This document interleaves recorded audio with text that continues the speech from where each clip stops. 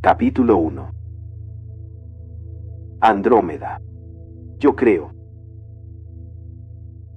No he podido recordar nada anterior a Andrómeda. Quizás ese sea mi origen, aunque no comprendo cómo se decide nacer por primera vez, ni quién lo decide. Quizás el Padre amorosísimo se enfoca en un nuevo ser, en una novedosa forma de manifestación, y hace converger su existencia en un modelo de sí mismo peculiar y nuevo. Es prodigioso que alguien pueda actualizar eso. Se necesita un verdadero amor por la aventura y una especie de descarada osadía para hacerlo. Aunque en ese nivel, el descaro no debe existir, sino más bien un estado de absoluta libertad y unas ganas de dejar ser a una de las propias partes para ver hasta dónde es capaz de llegar. Es como dejar libre a una hija y satisfacerse observando por dónde transita, qué aprende y cuánto puede crecer y entenderse. Se diría que suficientemente placentero para quien tiene toda posibilidad. Estoy lejos de entender a Dios, pero si Él me creó en Andrómeda y luego me dejó libre, pero ha mantenido una observación y vigilancia sobre mi persona, regocijándose con mis experiencias y aprendizajes, cuidando de que no me pase de mis propios límites, enviándome protectores cada vez que cometo errores y dándome paso a un nuevo escalón cuando logro acercarme a Él. No puedo más que sentir admiración y respeto hacia su magnificencia. No creo haber sido creado por azar y sin una intención, pero esta todavía no la puedo entender, aunque comienzo a vislumbrar su sentido y dirección, y esta no es más que la expansión en mi capacidad de amar. Junto conmigo, creó a otro ser, y mi vida, en Andrómeda, se ligó a su existencia en forma total. La civilización de Andrómeda ocupaba en aquel entonces un alto nivel en la jerarquía del universo. Sabíamos de la existencia de civilizaciones más avanzadas que la nuestra y de innumerables mundos en diferentes grados de maduración. He descubierto que Alión existe en un grado más maduro que Andrómeda y que más allá de Alión se encuentran civilizaciones aún más expandidas, de las cuales no conozco ni siquiera el nombre.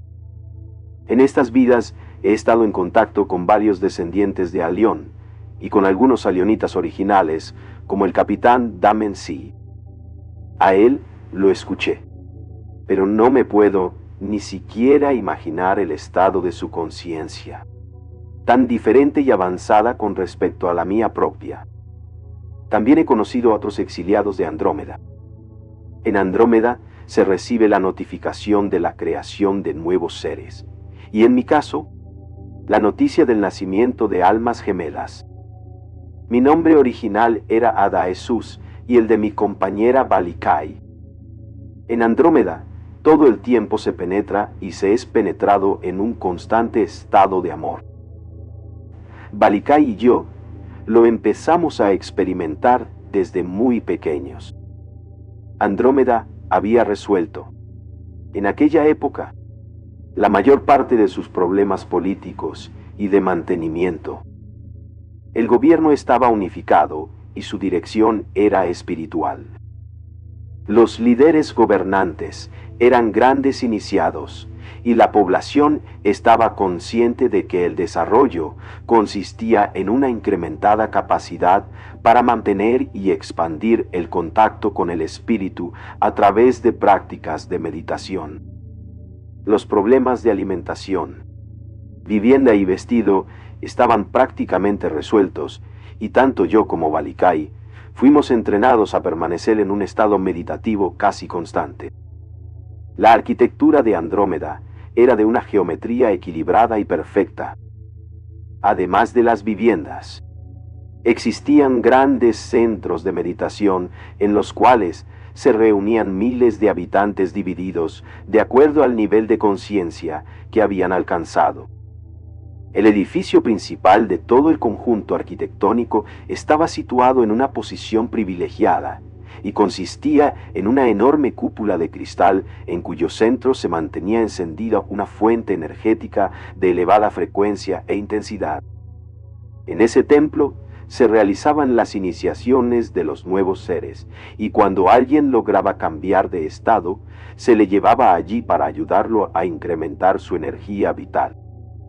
La comunicación entre los habitantes era directa, es decir, telepática, y su profundidad dependía del grado de las relaciones. Existían parejas que casi siempre habían sido creadas en forma simultánea y cuya estructura mental y emocional les permitía una capacidad de unificación prácticamente total. Los nuevos seres eran concebidos en forma parecida a la humana, pero el acto sexual se realizaba después del logro de un acoplamiento energético perfecto y una visualización adecuada del enfoque de la porción divina por manifestarse. La relación sexual, fuera de este proceso de concepción, era directa, es decir, a través de una penetración energética y no física. Sin embargo, la libertad en cuanto a estas prácticas era casi total en el sentido de que dependía de los gustos y la espontaneidad de los participantes, puesto que las condiciones climatológicas del planeta eran ideales. No se requería de vestimentas de protección, y los habitantes de Andrómeda solamente utilizaban una delgada y transparente tela de material superconductor para cubrirse. Los niños y jóvenes eran entrenados en la práctica de la meditación, el conocimiento y manejo de la energía corporal y mental, y de las ciencias y artes que por aquel entonces ya habían alcanzado un alto grado de sofisticación. Se utilizaba la visión remota para conocer otros planetas y parajes del universo, pero también se viajaba en naves espaciales tanto para realizar intercambios con otras civilizaciones como para conocer otras regiones del universo. La educación de la juventud incluía estos viajes y el aprendizaje del manejo de los dispositivos.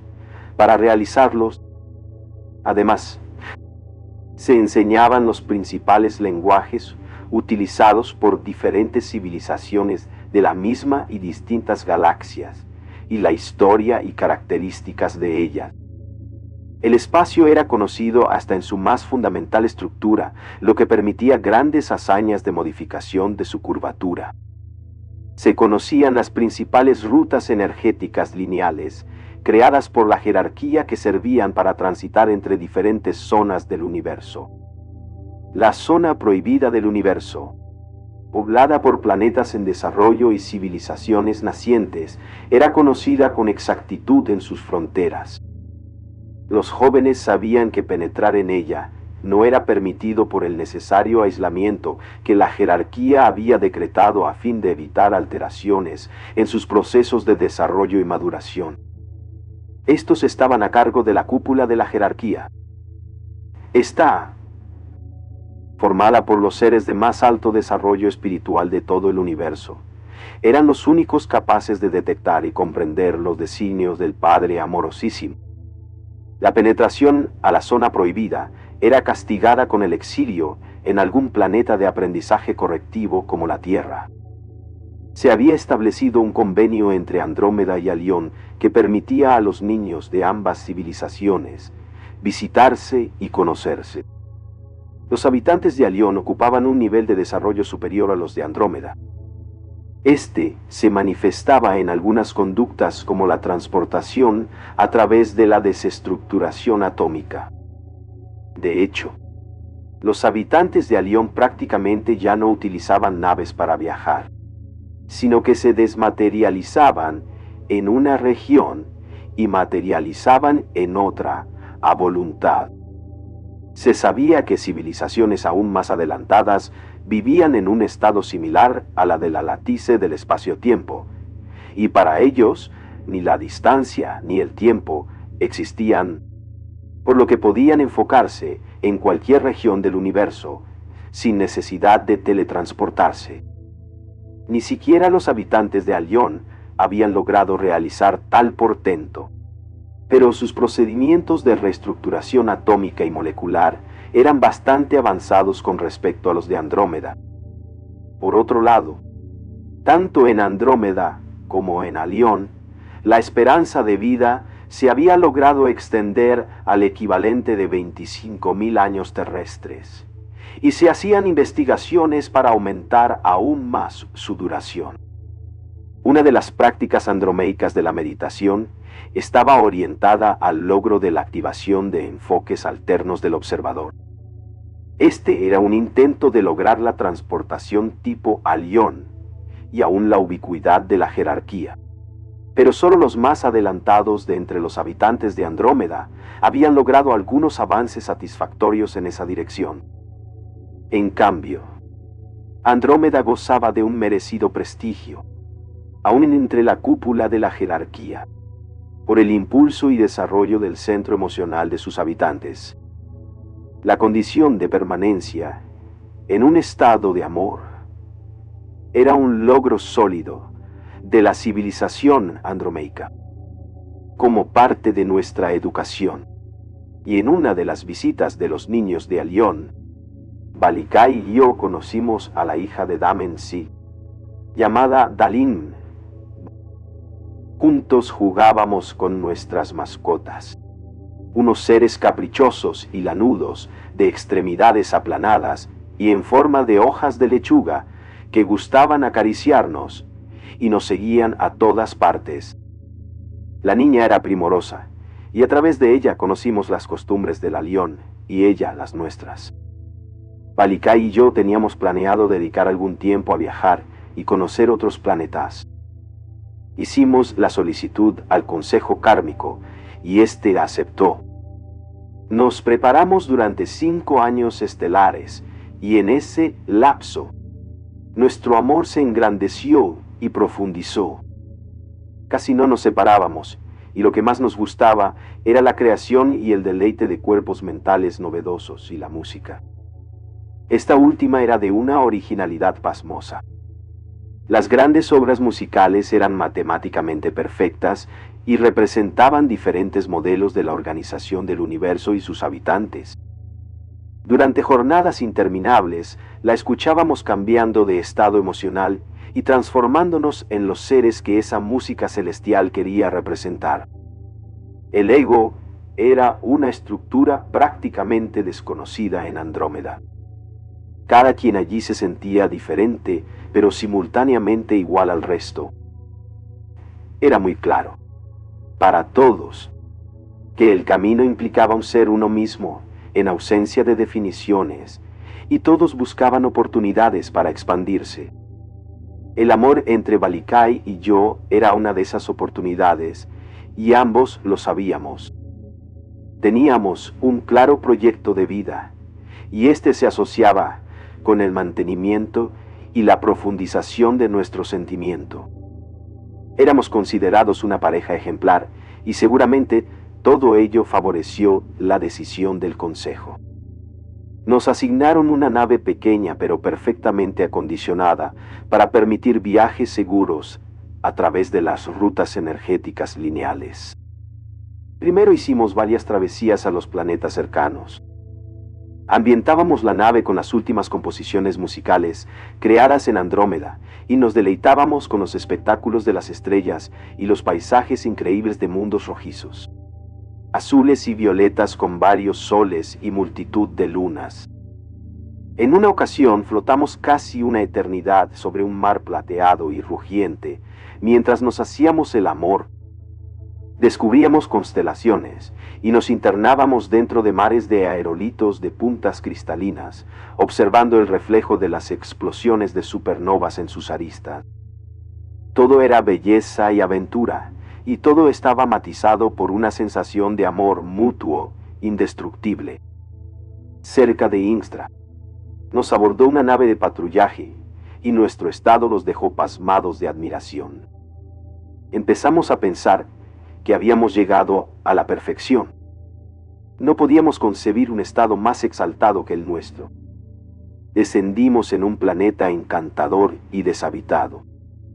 2 soles alumbraban una playa desierta bañada por un mar candente. Nos miramos y decidimos que nos habíamos convertido en dioses. Debíamos manifestarnos como tales, y una idea prohibida cruzó por la mente de Balikai en ese momento. Al principio, la rechacé, pero todo señalaba en esa dirección.